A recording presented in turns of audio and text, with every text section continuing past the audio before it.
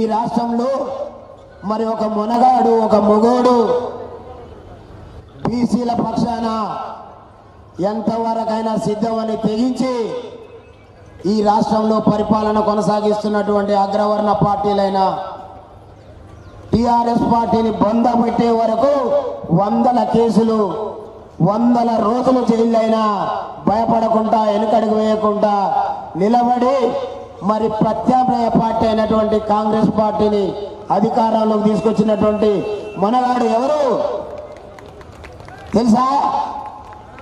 ఆ మనగాడు వినపడతలే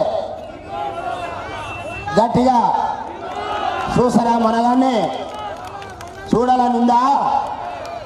మీరు చూడొచ్చేమో, కానీ అవతల ఉన్నటువంటి ఆ శక్తులు చూడటానికి జనుకుతా ఉన్నటువంటి పరిస్థితి ఇప్పుడు ఈ రాష్ట్రంలో ఉందనేటటువంటి వాస్తవాన్ని కూడా మీ అందరూ కూడా గుర్తు చేస్తా ఉన్నారు.